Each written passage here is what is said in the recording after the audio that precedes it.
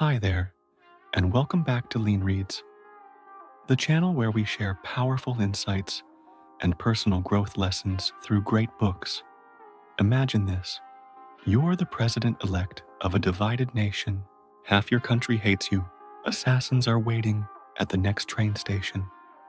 And you have no army, no secret service, no way to fight back. Your only hope? A small team of undercover detectives and a midnight train ride through enemy territory. Welcome to The Lincoln Conspiracy, the real-life political thriller that almost rewrote American history. If you enjoy what you hear and want to dive deeper, we've included a link to the book in the description below. Now, let's get started. The Lincoln Conspiracy 2020 tells the gripping true story of a secret plot to assassinate America as 16th President Abraham Lincoln, even before he took office. Orchestrated by a clandestine group of pro-slavery Southern extremists, the conspiracy was thwarted thanks to the brilliant work of private detective Allan Pinkerton and his pioneering agent Kate Warne, one of the first female detectives in U.S. history. Brad Meltzer is the best-selling author of 11 historical thrillers, while Josh Mensch is an acclaimed documentary television producer and writer. Together, they also co-authored The First Conspiracy, which uncovered the secret plot to assassinate America's first president, George Washington, a thrilling tale of a plot that nearly changed America forever. In early 1861, the United States stood on the brink of collapse, divided by hatred, fear, and deep mistrust between the North and South. The northern states, like Massachusetts and Pennsylvania, differed vastly from the southern states, such as Georgia and South Carolina, in politics, economics, and culture. At the heart of this divide lay the fate of over 3 million enslaved African Americans, whose labor sustained the South's agricultural wealth and aristocratic way of life. Southern plantation owners swore to defend slavery at any cost. Tensions rose to the breaking point. When war finally came, it would claim more American lives than all previous wars, from the Revolution to World War II combined. The election of Abraham Lincoln, a politician openly opposed to slavery, in November 1860, was the spark that ignited the crisis. To Southerners, Lincoln was not just a political enemy, but an existential threat to their economic and social order. Southern politicians, businessmen, and members of secret militant groups, early precursors to the Ku Klux Klan, swore an oath to give their lives if necessary to stop Lincoln from ever reaching the presidency. As Lincoln began his journey from Illinois to Washington, D.C. for his inauguration, his route would take him through the volatile city of Baltimore, a stronghold of secessionist sentiment. For those who wished him dead, this would be the perfect opportunity. In the debates with Douglas, Abraham Lincoln proved himself a powerful orator and a true abolitionist. On a sweltering August day in 1858, the small town of Ottawa, Illinois, was bursting with excitement. Thousands of people from across the state had arrived days in advance, eager to witness an extraordinary event. By the morning of the great debate, Ottawa's population had more than doubled. The air buzzed like a festival, but this was no county fair. It was the Senate debate between two political rivals vying for Illinois' seat in the U.S. Senate. The incumbent Senator Stephen Douglas and an up-and-coming lawyer named Abraham Lincoln. Douglas, a wealthy landowner, slaveholder, and influential Washington politician, was heavily favored to win his third term. His opponent, Lincoln, was a relatively unknown, country lawyer who had only recently settled in Illinois after moving from Kentucky. He was so obscure that newspapers often got his name wrong, calling him Abram Lincoln. Yet Lincoln's remarkable gift for rhetoric soon changed everything. With his calm logic, sharp wit, and deep conviction, he turned the debates into a national stage, establishing himself as a brilliant speaker and a passionate voice against slavery. The two men couldn't have looked more different. Douglas was short, stout, and red-faced, with plump cheeks and a booming voice. Lincoln towered nearly a foot taller, with a lean frame and angular features that gave him an almost otherworldly appearance. Their political views were as sharply opposed as their physiques, especially on the burning issue of the time, slavery. Douglas was a defender of slavery and white supremacy. He declared openly, "I do not regard the Negro as the equal of the white man. He belongs to an inferior race and must always occupy an inferior position." Lincoln, on the other hand, used humor and plain language to connect with ordinary people. But when he spoke about slavery, his tone hardened and his words blazed with moral fire. "I cannot but hate the spread of slavery. I hate it because of the monstrous injustice of slavery itself." Because Illinois was a strategic state, the Lincoln-Douglas debates drew national attention. Although Lincoln ultimately lost the Senate race, his near victory against the famous Douglas transformed him into a rising national figure, a persuasive speaker, and a symbol of the anti-slavery movement. Just 2 years later, in 1860, Lincoln was chosen by the Illinois Republican Party as its candidate for president at the National Convention. By then, he was so famous that he had to push through cheering crowds to reach the stage. Eventually, he defeated all rivals and became the Republican nominee for the presidency of the United States. Yet, even as his reputation spread, some newspapers in New York still misprinted his name, calling him Abram Lincoln. Political chaos in the South turned into a nightmare. Lincoln was elected president. In the American South, the reaction to Lincoln's nomination as the Republican presidential candidate was nothing short of explosive.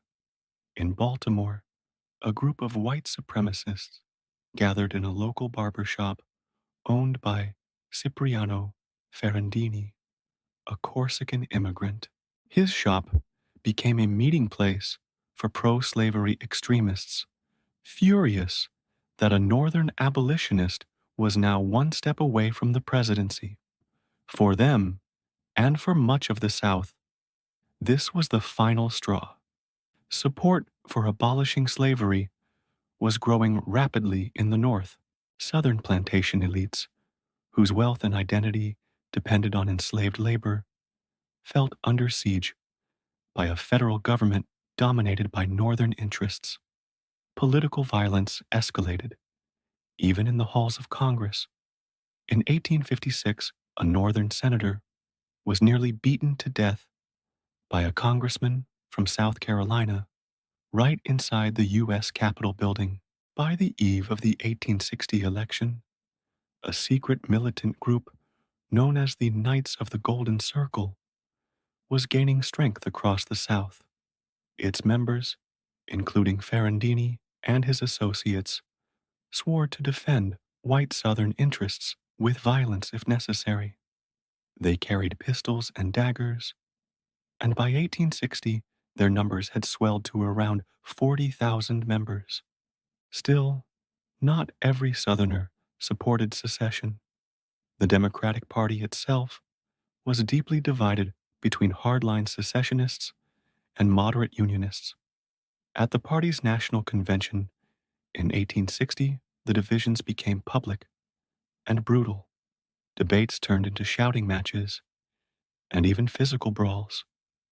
In the end, the Democrats split, nominating two separate candidates for president. This fracture handed Lincoln a clear path to victory. To many in the South, his election was nothing less than apocalyptic. For the first time, an anti slavery president was about to take power, and with him, the potential end of their world. Southern newspapers screamed defiance, with slogans like, "We will not submit," declared by the Montgomery Weekly Mail in Alabama. On Election Day, November 6, 1860, Lincoln stayed up late into the night, tracking returns from each state. When victory became certain, he and his team celebrated deep into the early hours. But around 3 a.m., when the house finally grew quiet, Lincoln sat alone in the dark. A strange unease gripped him. Gazing into a nearby mirror, he was startled to see a double reflection of his own face. Two images, one pale and ghostly beside the other. In the following weeks, both Lincoln and his wife, Mary, discussed the eerie vision. They eventually agreed it was an omen, a sign that death was near. As Lincoln prepared to take office, the South reacted to his election with alarming fury. During his presidential campaign, Abraham Lincoln had made it clear that he did not intend to abolish slavery where it already existed. His goal was only to prevent its expansion into new U.S. territories. But for the South, Lincoln's victory was nothing short of an apocalypse. To them, it ignited an irreversible rift between North and South. He had been elected entirely by Northern states, not by the South, and that, in their eyes, was proof that the Union was broken. Southerners didn't hold back their rage, both individually and collectively. Each day, Lincoln received as many as 70 letters, many filled with vicious insults and death threats. Dozens were laced with the blood-soaked curses and explicit vows of murder. One writer spat out, "Old Abe Lincoln, God Almighty damn your soul. Go to hell." Another threatened, "I will put a spider in your bread roll." These weren't just the rantings of lunatics. Political leaders were acting too. In December 1860, the legislature of South Carolina voted to secede from the United States, just 3 days after the election results were confirmed. Within weeks, Mississippi, Florida, Alabama, and Georgia followed. As the South celebrated secession, the North was gripped by confusion and fear. Lincoln's victory had become the spark for national disunion, and all eyes now turned to him for answers. But by custom, a president-elect was expected to remain silent until the inauguration, out of respect for the outgoing administration. So, Lincoln held his tongue, speaking only in private letters to political allies, reaffirming his opposition to the spread of slavery and his commitment to the Union. Meanwhile, he and his team were consumed by the daunting task of preparing for the presidency. Beyond forming a cabinet, Lincoln faced a new logistical challenge, a cross-country journey from Springfield, Illinois to Washington, D.C., a public tour designed to rally support and reassure a divided nation. The trip would be long and complicated, involving multiple rail lines, timed stops, speeches, overnight lodgings, and the transport of baggage and personnel. The more people involved, the higher the risk. And what worried Lincoln R.'s security team most was the journey's final leg, which would carry the president-elect straight into the hostile territory of the secessionist South. Threats were everywhere, but Felton turned to the one man who could connect the dots. In Washington, D.C., Rumors were spreading like wildfire. Secret societies, it was said, were plotting to prevent Lincoln from ever taking office. Some even spoke of an armed Southern militia preparing to invade the capital, aided by covert agents already operating inside the city. Washington sat dangerously exposed, wedged between two slave-holding states, Virginia and Maryland. If Southern forces attacked, the government could easily be cut off from the rest of the Union. The same whispers reached Samuel Felton, a powerful railroad executive in Philadelphia. He received reports that a shadowy group was planning to sabotage the rail lines connecting Philadelphia, Baltimore, and Washington to stop Lincoln from reaching the capital. Alarmed, Felton went straight to Baltimore Police Chief George Kane, only to be dismissed with cold indifference. Kane, it turned out, was a Southern sympathizer. Realizing the danger, Felton knew there was only one man capable of investigating such a conspiracy: Allan Pinkerton, the legendary Chicago detective who had helped him once before. On January 19th, 1861, Felton sent an urgent telegram to Pinkerton begging for help. At the time, Allan Pinkerton was already famous. The first private detective in America, a pioneer in the field, known for his sharp intelligence, creativity, and relentless persistence. He specialized in solving bank robberies and counterfeiting schemes, and had captured some of the most notorious criminals in Chicago's history. He also had his share of enemies, and had once narrowly escaped an assassination attempt himself. By 1861, Pinkerton headed a growing detective agency with dozens of agents, including Kate Warne, the first female detective in the United States. Principled and fiercely abolitionist, Pinkerton deeply admired Lincoln, the hero from his home state of Illinois. His Chicago home even served as a stop on the Underground Railroad, sheltering escaped slaves on their way to Canada. Startled by Felton's message, Pinkerton wasted no time. He traveled immediately to Philadelphia to meet with the railroad magnate in person. During their meeting, the scope of the threat became clear.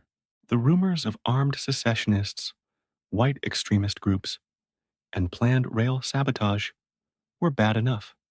But now, Pinkerton learned that the president-elect's travel itinerary had been made public. That meant Lincoln's enemies knew exactly where and when to strike, right in the heart of a region that despised him. And worst of all, Pinkerton had only a few days to devise a plan to protect America's greatest hope, the man who might finally bring an end to slavery. Pinkerton's detectives secretly arrive in Baltimore to uncover and prevent any plot against the president-elect. A few days later, Allan Pinkerton and his top agents set out for Baltimore. They had only a handful of days to prepare aliases, rehearse Southern accents, and perfect their disguises.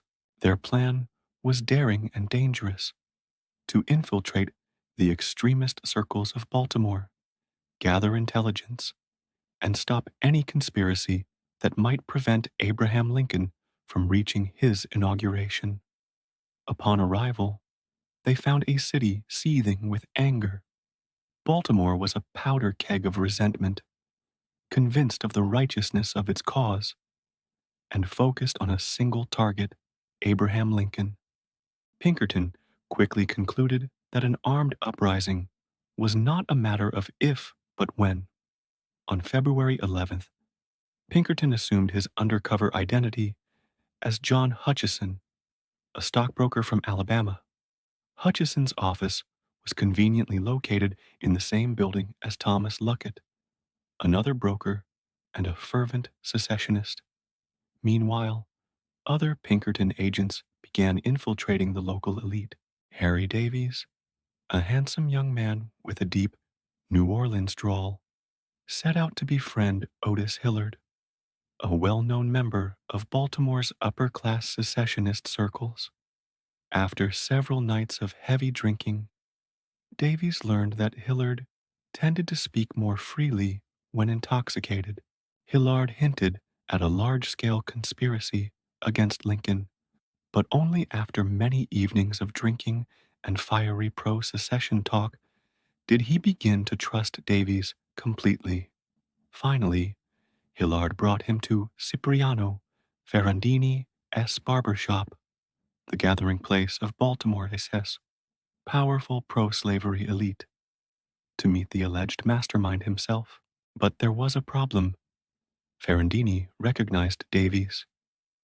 The young detective had been seen before, and the encounter quickly ended in suspicion. At the same time, Pinkerton himself had been cultivating Thomas Luckett, carefully feeding the man's hatred of Lincoln. On February 14th, Luckett flew into a rage over newspaper articles that praised Lincoln's recent speeches. In his anger, he revealed that he belonged to a secret organization powerful enough to challenge Lincoln, and that they had access to hidden weapons. Sensing opportunity, Pinkerton slipped Luckett a generous sum, roughly the equivalent of $750 in today's money. Impressed by his apparent loyalty to the Southern cause, Luckett agreed to introduce him that very night to their leader. That leader was Cipriano Ferrandini, the barber himself. As the evening wore on and the wine flowed, Ferrandini grew increasingly animated. He declared that murder in defense of the South was justified, that bloodshed was a sacred duty if it meant preserving their way of life. Pinkerton sat stunned as he realized what Ferrandini was saying. This man was plotting to assassinate Abraham Lincoln in Baltimore. As Lincoln's journey began, his fame and his danger grew beyond expectation. The president-elect's entourage departed Springfield, Illinois on February 11, 1861. Despite repeated warnings about possible plots, Lincoln dismissed the concerns and chose to travel without military escort. His small security team consisted only of a few veterans and tough hired guards. At every stop along the route, crowds gathered in celebration. Lincoln greeted them with humor and warmth, his tall frame and easy charm captivating the masses. Word spread quickly of the president-elect's wit and humility, and with each new stop, the crowds grew larger and harder to control. The first major city on the tour was Cincinnati, Ohio, where the streets were packed beyond capacity. As the Lincoln family moved from the train station to their hotel, the surging mob threatened to crush them. Lincoln was dangerously exposed at every public event. Each speech, handshake, and meal presented an opportunity for an assassin strike. That night, as Lincoln prepared to rest in his hotel, a stranger appeared at the front desk demanding to see Norman Judd, one of Lincoln's closest advisors. The man carried a letter from Allan Pinkerton warning of a credible plot to assassinate the president-elect. Judd hesitated. There had already been so many threats. What made this one different? He wrote back to Pinkerton in Baltimore, asking for specifics, promising to stay alert, but taking no immediate action. Meanwhile, the chaos of the tour only intensified.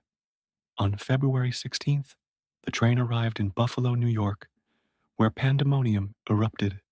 Former President Millard Fillmore came forward to greet Lincoln, but the crowd broke into frenzy. Lincoln's guards were overwhelmed. One dislocated his shoulder, several people fainted, and Lincoln himself was shoved and nearly knocked down before escaping unhurt. The risks were escalating, even in the supposedly safe North. But in just 7 days, Lincoln's train would roll into Baltimore, the city at the heart of the conspiracy. Neither he nor his entourage could imagine what awaited them there. With only days left before Lincoln's passage through Baltimore, Pinkerton convinced the security team of the danger. The mysterious stranger who had insisted on seeing Norman Judd in Cincinnati wasn't the only Pinkerton agent at work. Kate Warne, the first female detective in America, was traveling overnight from Baltimore to New York to deliver Pinkerton's urgent warning in person. To protect the secrecy of the mission, code names were assigned. Lincoln would be known as Nuts. When Warren finally met Judd in New York, she stunned him on several levels. First, the agent sent by Pinkerton was a woman. Second, she carried a confidential letter detailing an assassination plot against Lincoln set to unfold in Baltimore on February 23rd. And third, when Judd pressed her for more details, she refused, citing strict instructions from Pinkerton. Warren urged Judd to meet directly with Samuel Felton and Allan Pinkerton in Philadelphia, where they could fully brief him and coordinate a plan. After the meeting on February 21st, Judd was finally convinced. The threat was real and immediate. He reported everything to Lincoln. But how could they possibly get Lincoln from Philadelphia to Washington without passing through Baltimore? They couldn't. The plan, as Pinkerton laid it out, was audacious. Lincoln would secretly board a night train hours ahead of his public schedule and slip through Baltimore unseen and unrecognized. It was time to tell Lincoln himself. In a private meeting inside a Philadelphia hotel room, Pinkerton and Judd recounted the alarming discoveries, the growing fury in Baltimore, the armed secessionists, and Ferrandini's secret gatherings. Lincoln listened silently. At last, Pinkerton concluded, "Mr. Lincoln, there is a plot to take your life in Baltimore." If they left immediately, Pinkerton said, they could still catch the night train to Washington and avoid the danger. Lincoln paused for a long moment. Then, calmly, he declined.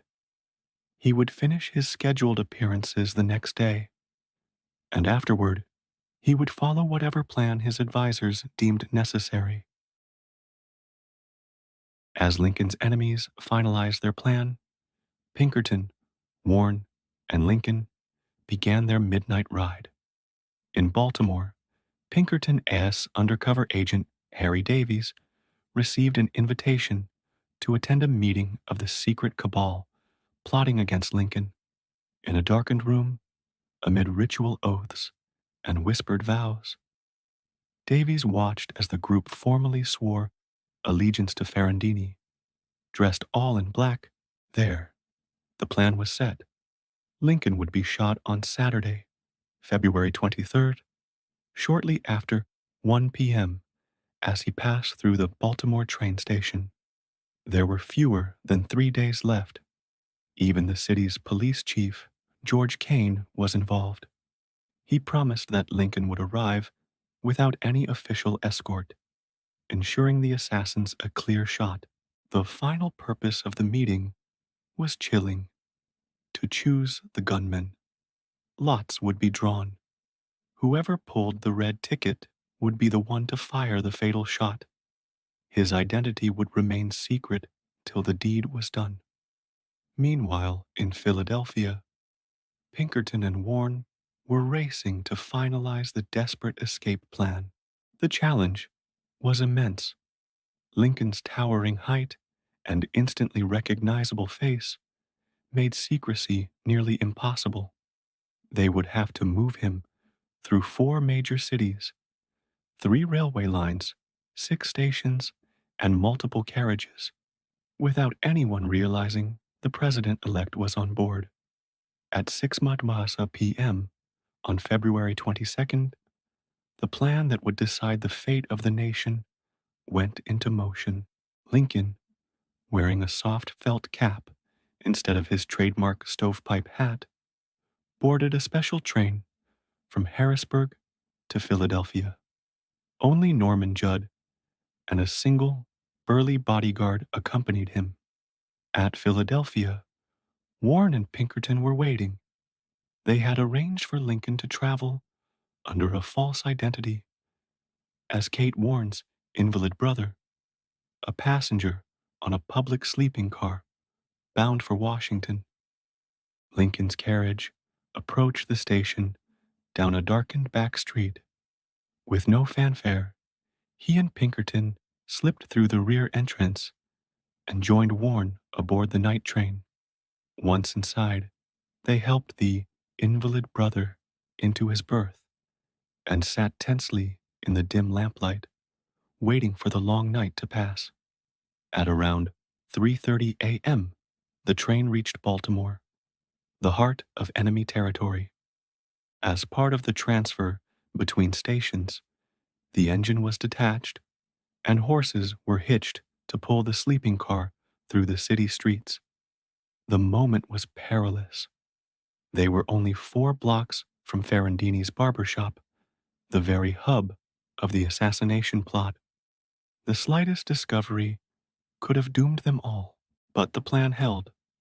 Once the car was reattached to a southbound engine, the train rolled out of Baltimore at 4:30 a.m. Ferrandini and his men had missed their chance. Lincoln was on his way to Washington, alive. The assassination plot fails. Lincoln's early struggles, and eternal glory after death. After nearly 48 sleepless hours, Abraham Lincoln and Allan Pinkerton finally arrived safely in Washington, D.C. But their mission was not yet complete. Pinkerton still needed to ensure Lincoln's identity remained hidden. As they passed through the station, suddenly, a man rushed forward, shouting Lincoln's name and throwing his arms around him. Pinkerton reacted instantly, moving to strike, until Lincoln stopped him. "Don't hit him," Lincoln cried. "He's my friend." Startled, Pinkerton released the man. Lincoln chuckled softly and explained that the stranger was an old acquaintance, a congressman from Illinois. The 3 men then rode together by carriage to a hotel where Lincoln could finally rest. For the first time in weeks, Pinkerton allowed himself to relax. The president-elect was safe. The secret plot had been foiled. Public backlash and private resolve.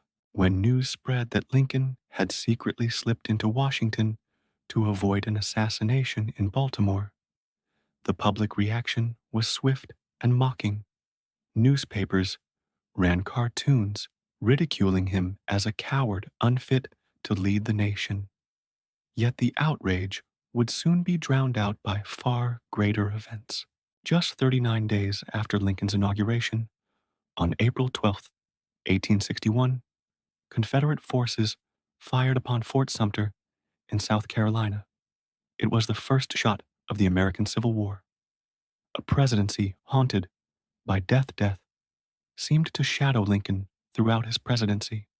Under his leadership, more Americans would die than in all previous wars combined, from the Revolutionary War through World War II. Even Lincoln's own family was not spared. His beloved young son, Willie, died while he was still in office, a loss that devastated him deeply. The mystery of the Baltimore plot. Many details of the Baltimore conspiracy remain unclear to this day. No single assassin was ever conclusively identified, although several suspects were linked to the secretive Knights of the Golden Circle. It is possible they acted independently. The Knights continued to operate throughout the 1860s, with many of their members joining the Confederate Army. Others pursued their cause through propaganda and public influence, including a young actor named John Wilkes Booth. On April 15, 1865, Booth shot Abraham Lincoln in the head at Ford's Theater in Washington, D.C. Lincoln died soon afterward. Legacy of a nation forever changed. Though Lincoln's life was cut short, his impact on America was eternal. Had the Baltimore plot succeeded, he would never have lived to issue the Emancipation Proclamation, the most revolutionary and consequential document since the Declaration of Independence. On January 1st, 1863, Lincoln's proclamation freed over 3 million enslaved men, women, and children, forever altering the course of U.S. history. In the tense days before Abraham Lincoln's inauguration, Southern secessionists were willing to stop at nothing to prevent him from taking office, even treason and murder. But thanks to courage, quick thinking, and the remarkable teamwork of Pinkerton and his agents, the assassination was thwarted. This act of vigilance not only saved Lincoln's life, it paved the way for the abolition of slavery, marking one of the greatest moral and political milestones in American history since the nation's founding. Reading The Lincoln Conspiracy is like standing at the crossroads of fate and history, watching a nation teeter between unity and chaos, and realizing how close the United States once came to losing everything before it had truly begun. What struck me most is how human this story is. It isn't just about presidents and detectives. It's about fear, courage, loyalty, and conviction. Abraham Lincoln, often remembered as a marble monument of virtue, appears here as something far more real. A man of deep humility, quiet humor, and a stubborn moral strength that refused to bend even when the world around him did.